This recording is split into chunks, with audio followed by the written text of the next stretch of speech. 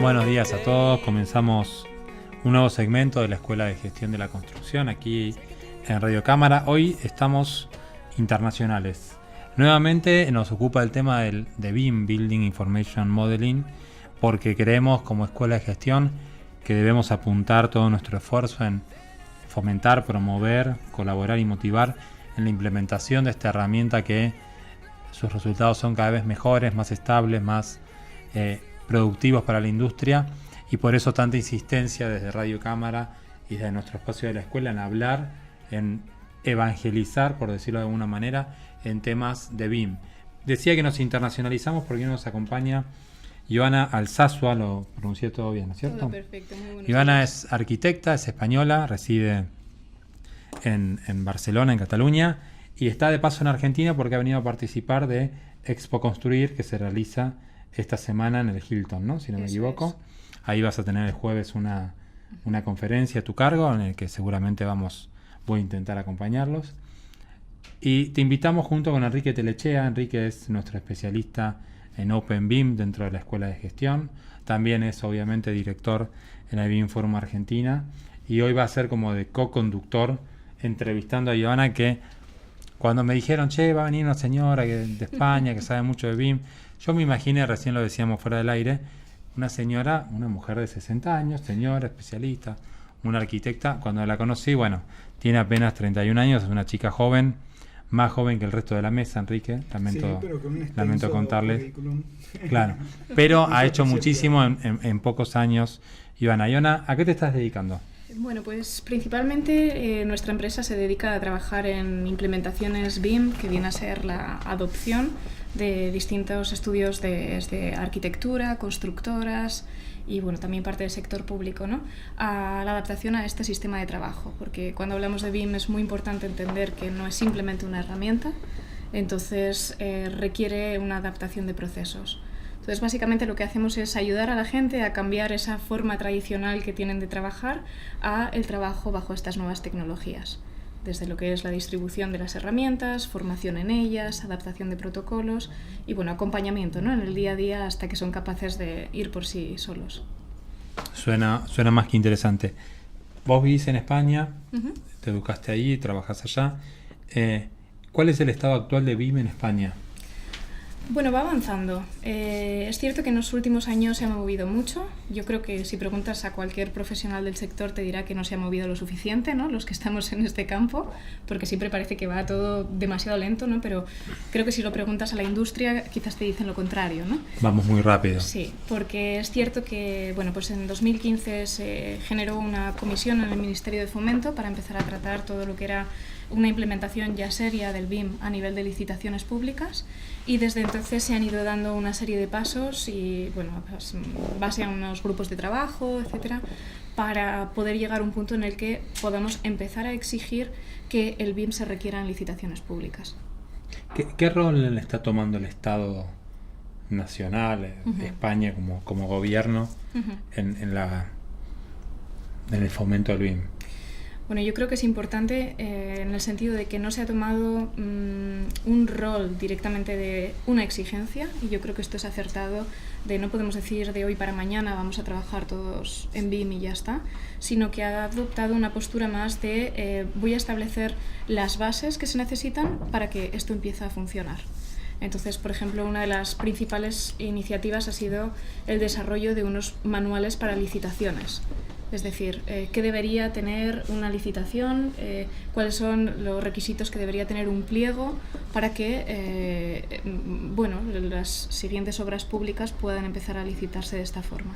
¿Ya ha habido alguna obra pública licitada, adjudicada? Sí, ha habido algunos BIM? casos, sí. Hay sobre todo algunas experiencias que, vamos a decir que hasta la fecha se han considerado más experiencias piloto, efectivamente.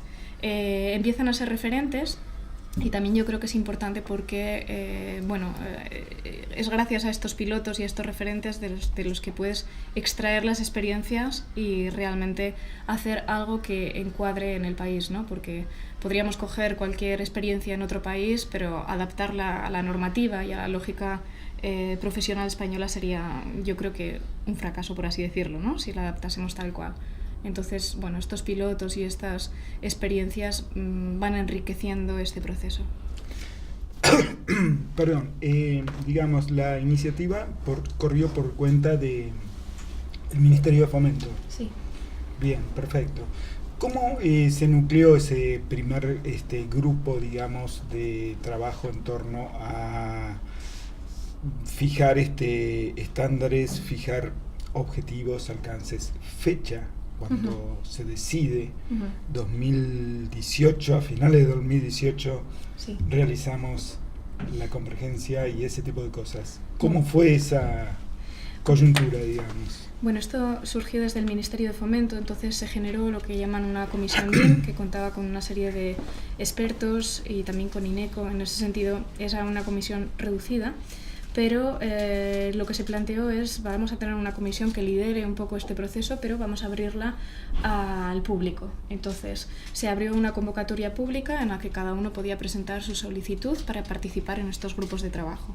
Esta es una participación desinteresada, es decir, no tiene un retorno económico, pero y validada, es decir, nosotros presentábamos nuestras candidaturas como consultores, pero había profesores de universidad, abogados, constructoras, etcétera, y validaban. Y una vez que se realizó ese proceso, se generaron unos grupos de trabajo.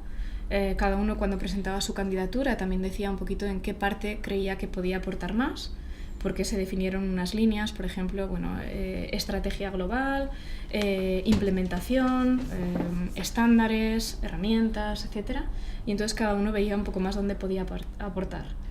En ese sentido se generaron unos grupos de trabajo que nosotros, yo personalmente pertenecía al de implementación en la pequeña y mediana empresa, y dentro de cada grupo había un coordinador, y lo que se iban haciendo es fijar una serie de reuniones y una serie de objetivos. Bueno, pues en función de cada grupo había que, en primer lugar, hacer una especie de manuales o de analizar cuál era la situación que había en el mercado. En nuestro caso, por ejemplo, era también dar una serie de recomendaciones o de orientar un poco a las empresas cómo podían empezar a adaptarse en estos procesos. Entonces, cada grupo, en función de qué tenía que producir, tenía una serie de hitos y de entregas, por así decirlo, que había que ir cumpliendo. Claro. Todo bajo la coordinación del Ministerio de Fomento. Sí, eso es. Antes mencionaste INECO, que es una empresa famosa. ¿Cuál fue el rol de INECO en...? Bueno, es un poco quien está liderando esta parte de la comisión. Entonces, desde el punto más de gestión, los responsables, etcétera, es el organismo. Oficia encargado. como consultora del gobierno español. En principio, sí. Bien. Ajá. La referencia, digamos, a EUBIM y a, digamos, las comisiones que han funcionado en el entorno de la Unión Europea. Europa, de Sí. la Unión Europea. Ahí yo quería hacer una pregunta que va en Sí. ese orden, Enrique. Cuando dijiste, sería ir al fracaso si copiáramos la implementación de otro país, Claro. coincidimos. ¿Qué países miraron? Porque uno no deja de mirar. Bueno, había un grupo que concretamente su labor era simplemente la de analizar casos a nivel internacional. Entonces, ahí se pudo ver que había una serie de países que habían tomado una estrategia, vamos a decir, desde nivel de gobierno, ir implementándolo hacia abajo. Había otros que quizás desde abajo había ido más hacia arriba, ¿no? Habían algunos países que se contaba con inversión pública para lanzar más toda la implementación del BIM. Entonces, las experiencias eran muy diversas. Pero bueno, sí que es cierto que a nivel europeo el caso de Reino Unido ha sido uno de los más sonados, ¿no? Porque sí que es cierto que era de los primeros que se puso a la carrera, o si no de los primeros que supo externalizarlo o realmente estandarizarlo a nivel internacional. Pero también hay otros casos como por ejemplo Singapur, que tiene Singapur es muy... Hay una cuestión de diferencia horaria y de lenguaje con Singapur, ¿no? Pero Singapur tiene un trabajo enorme, tremendo en construcción, en BIM, en estándares, en normativa, en productividad. Sí, también es cierto, es uno de los países con ingreso per cápita más alto del mundo. Claro, sí. Eso siempre ayuda. Sí, obviamente. Pero bueno, cuando decía que sería un error copiarlo directamente es porque, por ejemplo, en el caso de España, ya solo por responsabilidades profesionales, las responsabilidades que tiene un arquitecto difieren de las que pueda tener en Inglaterra o en Francia. Claro. Entonces no podemos hacer un copia-pega. pero sí que es cierto que hay que mirar otras experiencias y, como comentabas, a nivel europeo también hay una comisión que trabaja un poco y también está estructurada en estos grupos de trabajo, y parte de los que pertenecen a esta SBIM, ¿no?, que es la Comisión Española de Implementación, están también en esa comisión, entonces transferían un poco esas experiencias, es decir, siempre ha habido no vamos a reinventar la rueda, ¿no? Aunque en algunos casos se llegue a hacer, pero yo creo que lo importante es ir trabajando en un camino común, adaptándolo obviamente a la realidad de cada país.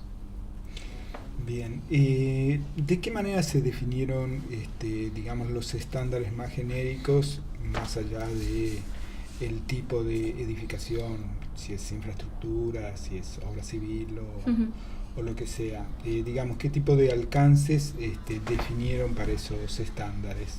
Bueno, aquí hubo en primer lugar una diferenciación muy clara entre lo que era edificación, infraestructura, obra civil, porque, y de hecho incluso a nivel de cuáles son las fechas o los hitos de empezar a requerirlo, son distintas.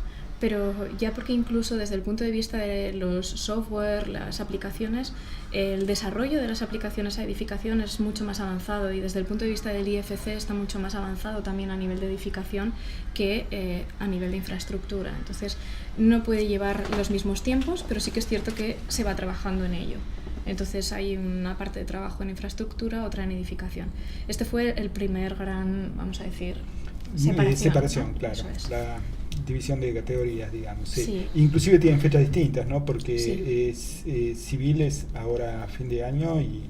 Sí, o edificación sí. es final de año, empezaría. Sí que se ha planteado en 3 fases distintas, es decir, desde una forma progresiva. Empieza siendo una, vamos a decir,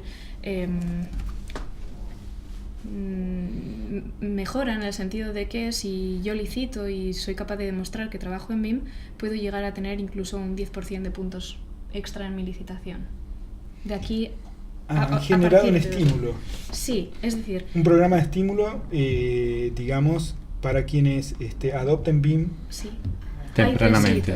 El primero sería eso, como un estímulo, ¿no?, que podría ser pues un 10% extra.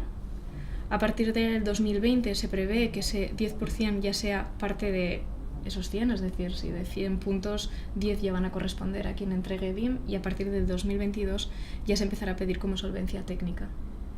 Entonces, ¿qué supone esto? ¿Qué alcance tiene, la solvencia técnica? Sí, antes de la solvencia técnica yo creo que es importante mencionar el primer paso, porque parece quizás simple o sencillo, ¿no?, el decir motivamos, cosa que ya se ha ido haciendo en algunas comunidades, por ejemplo en Cataluña, ¿no? Pero el problema es que al principio se motivaba simplemente solicitando un BIM. Trabajas en BIM. BIM. Claro, no importa, sí. Cualquiera podía trabajar en BIM. El formato de archivo. Claro. Entonces, durante este tiempo lo que ha hecho la Administración también ha sido definir unas bases de qué consideraríamos para que realmente estás trabajando en BIM. Es decir, cumples en la definición de una serie de objetivos, de usos del modelo, usas unas clasificaciones, etcétera, sin especificar qué tienes que usar, sin decirte qué clasificación tienes que usar, pero al menos que realmente tú sepas decirme que estás usando una clasificación. Es decir, valorar si realmente estamos trabajando o no estamos trabajando en BIM. Claro. Y eso para mí ha sido un punto muy importante, porque si no se estaba corrompiendo en cierto modo el mercado con esto, ¿no? Todo el mundo trabaja en BIM, nadie realmente trabaja en BIM y no era el caso. Eso es un punto verdaderamente importante, digamos. Este estándar, no en el sentido, digo, esta norma, esta definición la hizo directamente el gobierno español. Es BIM, quien aclara, es quien... Colaborativamente se llegó, se consensuó, pero digo, a partir de que el gobierno español dijo esto es BIM. Diría casi que más surge desde SBIM, es decir, surge más desde esa comisión, que no es que el gobierno esté diciendo una cosa y en base a eso vayamos a trabajar con ellos, sino que es algo que ha surgido, sí, desde ese punto. Pero una vez que se define usarlo, sí, se utiliza. Sí, lo que pasa es que se utiliza en licitación pública de un valor, es decir, no se está esperando que mañana todas las empresas o todos los estudios estén trabajando ya en BIM, aunque yo creo que será una continuación, ¿no? Es decir, inevitablemente arrastrará, como ha ocurrido en otros países. Yo tengo dos preguntas, Ivana. Mencionaste que estuviste en el grupo de trabajo de BIM para pequeñas y medianas empresas. Sí. Hay como un mito dando vuelta. No, BIM es para las grandes empresas, porque las pequeñas, medianas están en otros problemas. ¿Cómo es la experiencia de usar BIM en una pyme? Bueno, aclaro, aquí había un punto muy importante y es que lo primero era analizar cuál era el modelo de empresas que teníamos en España, porque después de la crisis, las que sobrevivieron, obviamente su tamaño se redujo mucho. Entonces hablamos de que la gran parte del mercado es pequeña y mediana empresa en el mejor de los casos. Entonces, en ese sentido, de ahí la importancia de que existiese ese grupo, ¿no? Entonces, ¿cómo es la experiencia? Yo creo que a BIM se le puede sacar a esta metodología provecho en una empresa grande, pero también incluso un arquitecto solo. Entonces, porque siempre tenemos que entender que es una forma de trabajo y que esto va a optimizar o buscamos una optimización o una mayor calidad de cómo estamos trabajando a día de hoy. Entonces, en ese sentido, da igual que sea muy grande a que sea muy pequeña. Lo que ocurre es que la forma que vamos a enfrentarnos a esa implementación va a ser totalmente distinta. Obviamente en una empresa grande probablemente tenga una complejidad mucho mayor, ¿no? Porque hay más gente involucrada, claro, porque habrá distintas disciplinas involucradas, distintos roles. A nivel de una empresa pequeña es más sencillo. Ahora, desde el punto de vista económico, también la solvencia, pues no sé decir si sería más sencillo o más complicado, ¿no? Porque al final nosotros trabajamos con estudios muy pequeños y te encuentras que para poder hacer el paso, aunque vean el beneficio, estén convencidos, dependen de tener un proyecto para empezar a arrancar. Es decir, quizás son más fáciles de convencer, pero siempre están a caballo de esa inversión que hay que realizar. Y la otra pregunta es, nosotros estamos experimentando como país una creciente demanda de BIM, pero nos estamos asustando con la oferta de profesionales BIMizados, le digo yo. ¿Cómo hicieron para comenzar a formar profesionales en España? Bueno, a ver, aquí ha habido muchas iniciativas, ¿no? Siempre hay muchos cursos de formación, etcétera. Nosotros a nivel personal como empresa intentamos abarcar dos grandes líneas. Empezamos a trabajar con universidades y también empezamos a trabajar, en el caso de Barcelona, con Barcelona Activa, que es parte del ayuntamiento y enfoca sobre todo a programas de recapacitación, trabajo con desempleados, etcétera. Entonces, abarcar esos dos niveles y luego, obviamente, formar a profesionales directamente. Pero yo creo que fue muy importante la experiencia de las universidades, porque en España se estaba entrando a la universidad desde un punto de vista de posgrado, máster y en general siempre como la figura de BIM Manager. Es decir, gran parte de la formación que te encuentras en España es para BIM Manager. Y claro, esto está muy bien para aquel profesional que quiera ser un BIM Manager. Pero nosotros decimos mucho cacique y poco indio. Pues sí, efectivamente. No todos tienen que ser un BIM Manager y esto creó cierta confusión también dentro de la industria, ¿no? Estudios de 1 o 2 arquitectos que se asustaban de decir tengo que contratar a un BIM Manager. Decías, no, a ver, tranquilo, vamos a entender qué es esto y tienes que entender que tú mismo eres el que vas a hacer este rol, ¿no? Entonces, en ese sentido, nosotros a nivel personal intentamos abarcar las universidades, pero desde la óptica de vamos a entender que el BIM es una metodología, que esta gente que está haciendo ahora la carrera es la que el día de mañana va a ser los profesionales que ya se les va a exigir trabajar así y tienen que entender que esto no es un software. Tienen que entender que esto no se aprende de un día para otro, como se puede aprender cualquier otro programa informático, sino que se les grabe desde el inicio o desde que empiezan a aprender la carrera de arquitectura, etcétera, que esto es una forma de trabajo. Es una forma de trabajo colaborativa que estamos buscando optimizar nuestro sector y que intenten abarcarlo desde esa óptica. Y en ese sentido, al menos, bueno, es costoso porque el trabajo con universidades tienen sus burocracias, etcétera, y cuesta. Pero sí que tenemos una muy buena experiencia con la Universidad de Navarra, por ejemplo, porque tenemos ya implementado en el currículum académico desde primero, como créditos académicos, segundo, tercero, cuarto, quinto. En arquitectura. Entonces, desde el inicio empiezan a tener pequeños una mirada contactos. BIM. Eso es. Luego pasan a tener una parte puramente teórica de BIM. Y luego ya en tercero es cuando empiezan a tener un contacto con la herramienta. Pero siempre desde el punto de vista de decir, vale, ese trabajo que tú tienes que entregar, ese diseño que tú estás haciendo, vamos a hacerlo pensando en BIM. Y yo creo que esto es lo que al final da unos profesionales bien formados. Claro. Y súper ya desde interesante. el grado, claro. Claro, Ya sí, desde- sí, ya de, sí, sí, comenzando sí, desde siempre. sí, sí. Y Ana, recontra, muy interesante, la verdad, muy, Sí, muy sí, iluminador la sí. experiencia de España y cómo nosotros también vamos aprendiendo de conversar internacionalmente. Estamos demorados en implementación BIM, es decir, comenzamos más tarde que otros países, lo cual tiene una gran ventaja, que es no equivocarnos y aprender de los errores de los demás, que eso la verdad viene muy bien. Te agradecemos mucho y seguimos en Muchísimas contacto gracias a vosotros. para futuras acciones. Bueno, muchas gracias a todos los que nos están viendo, especialmente a aquellos que nos van a ver fuera del horario. Hagan clic en suscribirse al canal de la escuela para estar atentos a las próximas novedades. Muchas gracias y hasta la próxima.